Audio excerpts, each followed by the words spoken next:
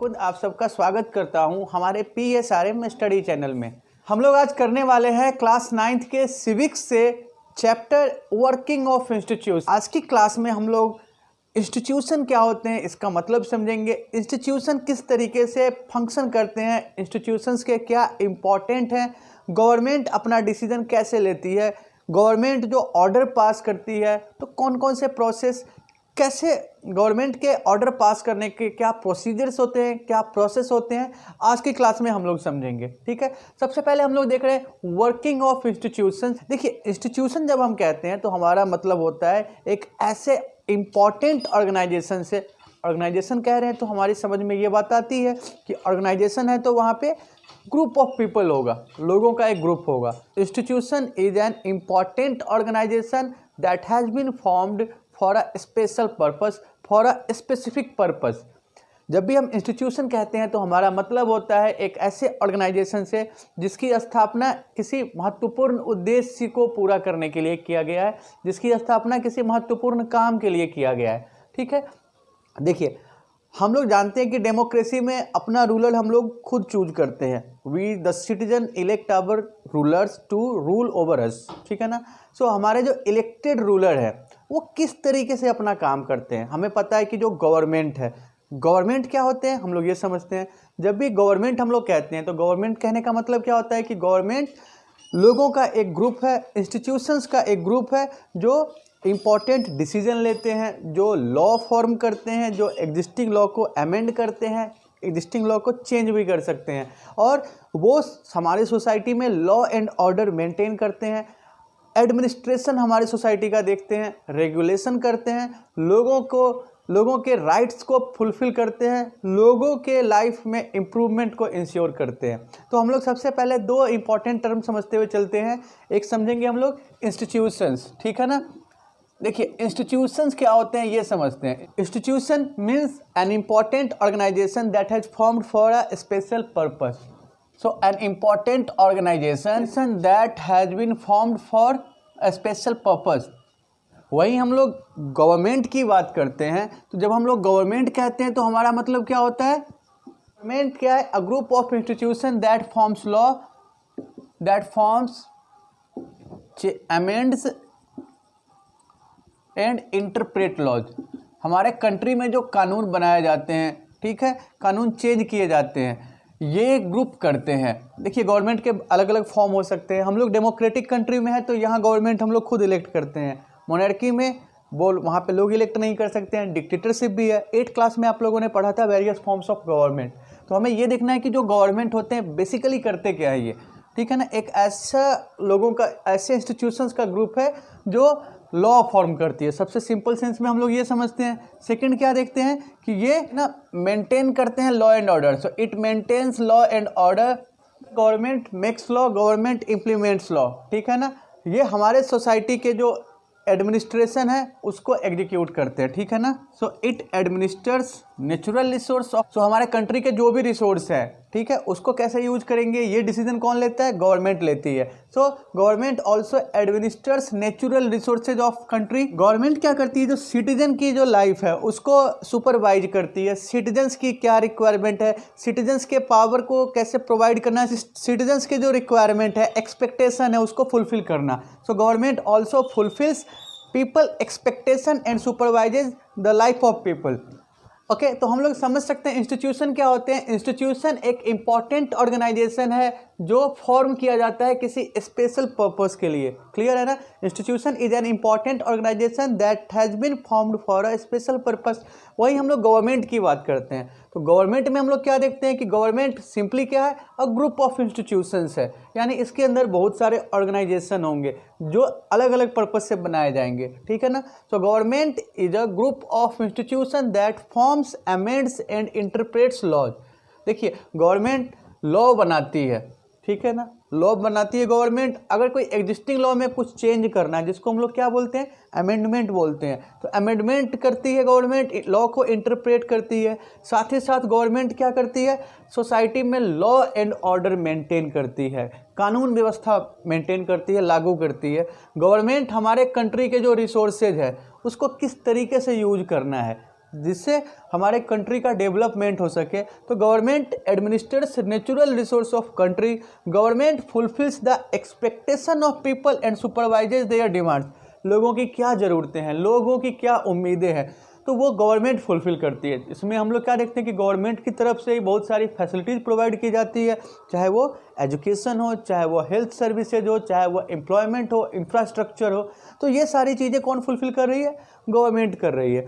हम लोग बात कर रहे हैं working of institution. Working of institution में गवर्नमेंट के अंडर जो भी इंस्टीट्यूशंस आते हैं, बहुत सारे इंस्टीट्यूशन आते हैं। हम लोग ना एग्जांपल के लिए देखते हैं कि गवर्नमेंट के 3 ऑर्गन हैं, लेजिस्लेटिव, एग्जीक्यूटिव और जुडिशियरी। तीनों के अलग अलग फंक्शन है, तीनों के अलग अलग पावर है, अलग अलग रोल है, ठीक है। तो ये अपना काम किस तरीके से करते हैं इस चैप्टर में हम लोग समझेंगे। गवर्नमेंट कोई भी ऑर्डर कैसे लेती है, कोई भी डिसीजन किस तरीके से लेती है, ठीक है ना। तो हम लोग सबसे पहले समझते हैं कि गवर्नमेंट अपना डिसीजन कैसे लेती है। हम लोग टेक्स्ट बुक का एक एग्जाम्पल देखते हुए चलते हैं कि 13 अगस्त 1990 को गवर्नमेंट ऑफ इंडिया एक ऑर्डर इश्यू करती है, ठीक है, जिसको हम लोग बोलेंगे ऑफिस मेमोरेंडम। ऑफिस मेमोरेंडम कहने का मतलब क्या है? A communication issued by an appropriate authority stating the policy और decision of the government. What is office memorandum? Office memorandum क्या है? तो a communication that issued by an appropriate authority. Appropriate authority. Office memorandum is a communication issued by an appropriate authority stating the decision of government. Stating the decision of government. Okay, देखिए government के ना जो भी appropriate authority है, appropriate authority कहने का मतलब कि जो रिलेटेड अथॉरिटी है, जैसे रेलवे से जुड़ा हुआ कोई डिसीजन है तो कौन लेंगे? रेलवे मिनिस्ट्री के अंदर आएगा, ठीक है ना। वैसे ही हम लोग एजुकेशन से रिलेटेड कोई पॉलिसी की बात करते हैं तो एजुकेशन पॉलिसी से रिलेटेड अथॉरिटी कौन सी है? एजुकेशन मिनिस्ट्री, एचआरडी मिनिस्ट्री है। तो कहने का मतलब क्या है कि ऑफिस मेमोरेंडम गवर्नमेंट का एक ऐसा ऑर्डर है जो इश्यू किया जाता है एप्रोप्रिएट अथॉरिटी से। क्लियर है ना। हम लोग बात कर रहे हैं 13 अगस्त 1990 को। 13 अगस्त 1990 को एक ऑफिस मेमोरेंडम इशू किया गया है department of person and training, ठीक है। ये ऑर्डर जो है ना, एक ऑफिस मेमोरेंडम 13 अगस्त को हम लोग देख रहे हैं। 13 अगस्त 1990 एक ऑफिस मेमोरेंडम पास किया जाता है, ठीक है। अब ये ऑफिस मेमोरेंडम कहाँ से पास होता है? तो ये पास होता है by department of personal and training. Personal का मतलब क्या होगा? पर्सोनल। पर्सनल मीन्स कर्मचारी। An office memorandum passed by department of personal and training. और ये पर्सनल एंड ट्रेनिंग डिपार्टमेंट कौन से मिनिस्ट्री के अंदर आएगा? तो ये पर्सनल एंड ट्रेनिंग डिपार्टमेंट आता है ministry of personal, public grievances and pension का डिपार्टमेंट है, ठीक है, department of personal and training. ये एक ऑर्डर इश्यू करती है 13 अगस्त 90 को। ये ऑर्डर क्या था ये समझते हैं। ये ऑर्डर था कि जो सिविल सर्विस जो गवर्नमेंट जॉब है, गवर्नमेंट जॉब में 27% सीट्स रिजर्व किए जाएंगे SEBC सोसाइटी के, SEBC ग्रुप के लिए। So the office memorandum issued by the Department of Personnel and Training under the Ministry of Personnel, Public Grievances and Pension stated that there would be 27% reservation for SEBC group in government jobs, ठीक है ना। Government job में SEBC कहने का मतलब क्या है? Social and economic, socially and economic backward class. SEBC कहने का मतलब social and economic backward class. SEBC में ना पहले हमारे SC शेड्यूल कास्ट, जो हमारे कॉन्स्टिट्यूशन में जो मार्जिनलाइज्ड ग्रुप हैं, शेड्यूल कास्ट और शेड्यूल ट्राइब, ठीक है, ये आएंगे। इस वाले मेमोरेंडम में एक ना और ग्रुप ऐड किए गए जिनको हम लोग बोलते हैं OBC, अदर बैकवर्ड कास्ट। तो SC, ST और OBC के लिए 27% सीट रिजर्व किए गए गवर्नमेंट जॉब में, ठीक है। ये ऑफिस मेमोरेंडम इससे रिलेटेड था। ये जो ऑर्डर आया 27% रिजर्वेशन का, ठीक है ना, 27% रिजर्वेशन फॉर SEBC ग्रुप। एक कंट्री में काफ़ी ऐसे ग्रुप थे जो इसके अगेंस्ट थे, ठीक है। सो पब्लिक लाइफ में बहुत ज़्यादा इस डिसीजन पे डिबेट किया गया। कुछ ग्रुप ऐसे थे जो गवर्नमेंट के इस डिसीजन को बिल्कुल एक्सेप्ट कर रहे थे, खुशी खुशी से एक्सेप्ट कर रहे थे। कुछ ऐसे ग्रुप है सोसाइटी के जो इसके बिल्कुल अगेंस्ट है। नॉर्मली यही होता है ना कि गवर्नमेंट का कोई भी डिसीजन सोसाइटी के सभी ग्रुप्स को सेटिस्फाई नहीं कर सकता है। कोई भी लॉ होगा तो सोसाइटी में कुछ ग्रुप उसके सपोर्ट में होंगे, फेवर में होंगे, कुछ ग्रुप उसके अगेंस्ट में होंगे, ठीक है। अब अगर ना कोई ग्रुप गवर्नमेंट के डिसीजन के अगेंस्ट है तो वो क्या कर सकते हैं? गवर्नमेंट के फैसले के अगेंस्ट आप कहाँ जा सकते हैं? जुडिशियरी में मूव कर सकते हैं, ठीक है ना। तो जो भी लोग इस डिसीजन के अगेंस्ट थे उन्होंने सुप्रीम कोर्ट में पिटीशन फाइल किया, ठीक है। हम अपने कंट्री में गवर्नमेंट के डिसीजन के अगेंस्ट कहाँ मूव कर सकते हैं, कहाँ पिटीशन फाइल कर सकते हैं? जुडिशियरी में, सुप्रीम कोर्ट में। सुप्रीम कोर्ट में जो इसके अगेंस्ट थे उन्होंने पिटीशन फाइल किया, ठीक है। सुप्रीम कोर्ट ने डिसीजन दिया कि ये जो डिसीजन है रिजर्वेशन का SC/BC ग्रुप के लिए वो वैलिड है, ठीक है, वो माना जाएगा। और गवर्नमेंट को भी ऑर्डर किया कि इसमें कुछ चेंज किए जाए। गवर्नमेंट को ये ऑर्डर किया गया कि SC/BC के लिए जो रिजर्वेशन है उसमें जो वेल टू डू फैमिली है, जो रिच फैमिली है, जिनकी अच्छी कंडीशन है, उनको इंक्लूड नहीं किया जा सके। तो बात हम लोग क्या समझ रहे हैं कि गवर्नमेंट के फैसले के अगेंस्ट आप सुप्रीम कोर्ट में मूव कर सकते हैं, ठीक है। ये जो पिटीशन इसके अगेंस्ट डाला गया था उसको हम लोग बोलते हैं Indira Sahni and others versus union of India. Government के डिसीजन के खिलाफ आप सुप्रीम कोर्ट में गए हैं तो दो पार्टी हो गए, एक एक्टिविस्ट है इंदिरा साहनी, ठीक है, और भी लोग थे इसके अगेंस्ट। तो एक पार्टी वो हो गए, एक पार्टी यूनियन ऑफ इंडिया या गवर्नमेंट ऑफ इंडिया हो गई। तो इस केस को हम लोग जानते हैं Indira Sahni and others versus union of India. Clear है? सुप्रीम कोर्ट ने क्या किया? इस ऑर्डर को वैलिड माना, इस ऑर्डर को सही ठहराया और गवर्नमेंट को ऑर्डर दिया कि गवर्नमेंट इसमें कुछ चेंज करे। तो गवर्नमेंट ने क्या किया? सुप्रीम कोर्ट के ऑर्डर के बाद इसमें चेंज किया और ये जो डिसीजन है तब से हमारे कंट्री में लागू है, तब से ये कानून है और सभी लोग इसको मानते हैं। तो बात हम लोग क्या समझ रहे हैं कि गवर्नमेंट के किसी डिसीजन से अगर किसी ग्रुप को परेशानी है, कोई ग्रुप उसको एक्सेप्ट नहीं कर रहे हैं, तो उस डिसीजन के अगेंस्ट वो जा सकते हैं सुप्रीम कोर्ट में, ठीक है। थोड़ा सा ना हम लोग इस रिजर्वेशन वाले सिस्टम को समझते हैं, थोड़ा सा ना हम लोग बैकड्रॉप में चलते हैं रिजर्वेशन के। देखिए, सबसे पहले ना हमारी कंट्री में 1 जनवरी 1979 को मोरारजी देसाई ने एक कमेटी अपॉइंट की थी, ठीक है, रिजर्वेशन को लेके। So the government of India when Morarji Desai was the prime minister appointed second backward classes commission in 1979। It was headed by BP मंडल, इसलिए इस कमीशन को मंडल कमीशन भी कहते हैं। देखिए, मंडल कमीशन है इंडियन पॉलिटिक्स में एक माइलस्टोन है, इसने इंडियन पॉलिटिक्स को काफ़ी ज़्यादा चेंज किया है, ठीक है। सो मंडल कमीशन अपॉइंट किया मोरारजी देसाई ने 1 जनवरी 1979 को, ठीक है। कमीशन क्या था? सेकेंड बैकवर्ड क्लासेस कमीशन इन 1979। ये जो कमीशन है ना, इसने अपनी रिपोर्ट दी थी 1980 में। मंडल कमीशन ने सजेस्ट किया कि गवर्नमेंट 27% रिजर्वेशन दे SC/BC ग्रुप को, social and economic backward class को गवर्नमेंट को 27% रिजर्वेशन देना चाहिए। अब देखिए, बहुत सालों तक ना इस कमीशन की जो रिपोर्ट थी, बहुत सालों तक जो भी गवर्नमेंट आई बाद में, उन्होंने इसकी तरफ ध्यान नहीं दिया। 1989 के इलेक्शन में 1989 के लोकसभा इलेक्शन में जनता दल पार्टी जो थी, उन्होंने अपने मैनिफेस्टो में इसको शामिल किया। जब वो पावर में आएंगे तो मंडल कमीशन को वो इम्प्लीमेंट करेंगे। और 1989 के लोकसभा इलेक्शन में जब BP सिंह प्रधानमंत्री बन के आते हैं, ठीक है ना, जब BP सिंह प्रधानमंत्री बनते हैं तो वो इस कमीशन के जो सजेशन है, जो रिकमेंडेशन है, उसको वो इम्प्लीमेंट करते हैं। 27% रिजर्वेशन वो इम्प्लीमेंट करते हैं। ये समझ रहे हैं कि गवर्नमेंट ना कैसे डिसीजन लेती है, गवर्नमेंट के डिसीजन के अगेंस्ट जो भी ग्रुप हैं या जो लोग हैं वो क्या एक्शन ले सकते हैं। और अगर जुडिशियरी उस डिसीजन को सही मानती है तो फिर वो सभी के लिए ऑब्लिगेटरी है, इंडिया के हर सिटीजन को फिर वो मानना पड़ेगा। अभी रिसेंट में हम लोगों ने देखा कि गवर्नमेंट ने बहुत सारे लॉ बनाए हैं, कुछ एग्जिस्टिंग लॉ को चेंज किए। अब उसके अगेंस्ट में कंट्री वाइड प्रोटेस्ट हुआ, बहुत सारे ग्रुप सुप्रीम कोर्ट में गए। सुप्रीम कोर्ट ने कहा कि गवर्नमेंट का जो डिसीजन है वो सही है, तो फिर वो डिसीजन सभी के लिए मान्य हो गया, ठीक है ना।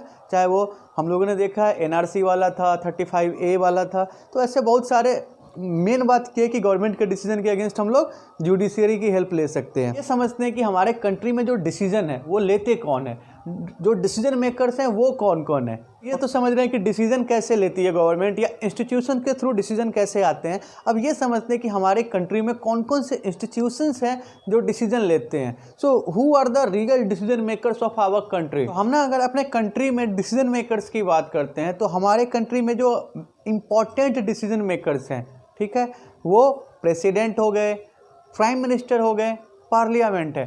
देखिए हमारे यहाँ पे हमारे जो इलेक्टेड लीडर्स हैं वो कहाँ पे मीटिंग करते हैं, कहाँ पे मिलते हैं। हमारे जो इलेक्टेड लीडर्स हैं वो पार्लियामेंट में जाते हैं। पार्लियामेंट में हमारे कंट्री से रिलेटेड जो इम्पॉर्टेंट डिसीजंस है, जो डिस्कशन है, इलेक्टेड रिप्रेजेंटेटिव्स वहाँ पे इम्पॉर्टेंट इश्यूज पे डिस्कस करते हैं। ठीक है, हम लोग जानते हैं पार्लियामेंट में 2 हाउस है, अपर हाउस और लोअर हाउस। लोअर हाउस के मेंबर डायरेक्टली इलेक्टेड होते हैं जबकि अपर हाउस के मेंबर इनडायरेक्टली इलेक्टेड होते हैं। तो जो भी इम्पॉर्टेंट डिस्कशन है, अगर जो भी इम्पॉर्टेंट इश्यूज है पार्लियामेंट के इन दोनों हाउस में डिस्कस किए जाते हैं। ठीक है, यहाँ से सभी मेंबर्स के कॉन्सेंट से लोकसभा और राज्यसभा से वो पास होने के बाद प्रेसिडेंट के पास जाते हैं। प्रेसिडेंट उसको मॉनिटर करते हैं, प्रेसिडेंट उसको एसेस करते हैं और फिर प्रेसिडेंट डिसीजन लेते हैं। ठीक है ना।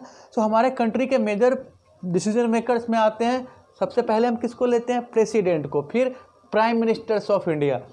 प्राइम मिनिस्टर ऑफ इंडिया हमारे जो गवर्नमेंट के जो भी मिनिस्टर्स हैं, जो भी इंस्टीट्यूशन गवर्नमेंट के अंडर आएंगे, ठीक है, तो सभी जो भी कैबिनेट्स हैं उनके हेड होते हैं प्राइम मिनिस्टर और पार्लियामेंट। तो जो भी डिसीजन होते हैं वो यहाँ डिस्कस किए जाते हैं, इनके कॉन्सेंट से लिए जाते हैं।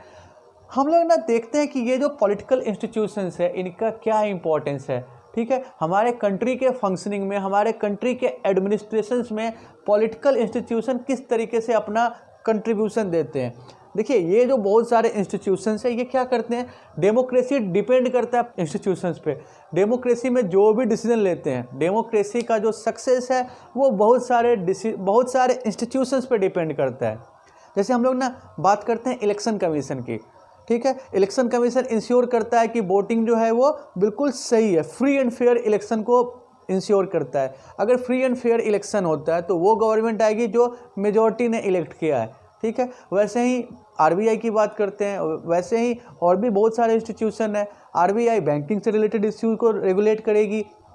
ठीक है, तो हम क्या देखते हैं ना कि ये जो इंस्टीट्यूशंस है ये गवर्नमेंट के जो डिसीजंस है डेमोक्रेसी को सही तरीके से इम्प्लीमेंट करते हैं, गवर्नमेंट के डिसीजन को डिस्कस करते हैं, गवर्नमेंट को अपनी रिकमेंडेशन देते हैं, गवर्नमेंट को सजेशन देते हैं, और जब गवर्नमेंट डिसीजन लेती है तो उसको सक्सेसफुली इम्प्लीमेंट करते हैं, उसको इफेक्टिवली इम्प्लीमेंट करते हैं। ठीक है ना। So need for political institution में हम क्या देखते हैं कि democracy depends upon the functioning of various institutions. Democracy की जो सक्सेस है वो डिपेंड करती है बहुत सारे इंस्टीट्यूशन के इफेक्टिव फंक्शनिंग पे। ठीक है, ये जो इंस्टीट्यूशंस होते हैं ये गवर्नमेंट के डिसीजन को डिस्कस करते हैं। ठीक है, देखिए डिस्कशन में हो सकता है टाइम ज़्यादा लगे, बट एक हेल्दी डिस्कस जो डिसीजन है वो ये इंश्योर करता है कि डिसीजन एक्सेप्टेबल डिसीजन है। इंस्टीट्यूशन डिस्कशन में काफ़ी टाइम ले सकते हैं, लेकिन डिस्कशन में ये इंश्योर किया जाता है कि जो डिसीजन है वो कॉमनली एक्सेप्टेबल हो। ठीक है, डिसीजन का जो रेलिवेंस है वो होना चाहिए। तो it discusses in detail of decisions to ensure its effectivity and relevance for all citizen. ये पॉलिटिकल इंस्टीट्यूशन इंश्योर करते हैं कि गवर्नमेंट के जो डिसीजन है वो सबके लिए एक्सेप्टेबल हो, सबके लिए रेलिवेंट हो। ठीक है, फिर ये जो इंस्टीट्यूशन है there may be delay but a well discussed decision is more likely to be acceptable. कि डिस्कशन में टाइम लग सकता है, डिले हो सकता है, लेकिन एक डिस्कस्ड डिसीजन सबके लिए एक्सेप्टेबल होगा, एक बेटर डिसीजन होगा। So a more discussed decision is a better decision. ठीक है, फिर हम लोग क्या देखते हैं कि ये जो पॉलिटिकल इंस्टीट्यूशंस है ये ऐसे अरेंजमेंट करते हैं, पॉलिटिकल इंस्टीट्यूशन जो गवर्नमेंट के डिसीजन है उसको इम्प्लीमेंट करते हैं। ये इंश्योर करते हैं कि जो डिसीजन गवर्नमेंट की तरफ से लिए गए हैं उसको फुलफिल किया जा सके। ठीक है, तो आज की क्लास में हम लोगों ने इंस्टीट्यूशन के मतलब को समझा, गवर्नमेंट के मतलब को समझा, हमारे कंट्री के जो डिसीजन मेकर्स हैं उनके बारे में समझा और इंस्टीट्यूशंस के इम्पोर्टेंस को समझा। ठीक है, अगली क्लास में हम लोग ना पार्लियामेंट और एग्जीक्यूटिव के बारे में समझेंगे। मैं उम्मीद करता हूं कि आज के क्लास को आपने काफ़ी अच्छे से एंजॉय किया और आज जो टॉपिक्स हम लोगों ने डिस्कस किए हैं वो आप अच्छे से समझ चुके हैं। अगर फिर भी कोई प्रॉब्लम आती है तो आप प्लीज़ कमेंट बॉक्स में अपने प्रॉब्लम, अपने सजेशन शेयर कर सकते हैं। और अगर आपको ये वीडियो पसंद आया तो आप प्लीज़ हमारे चैनल को लाइक और सब्सक्राइब करेंगे। Thank you.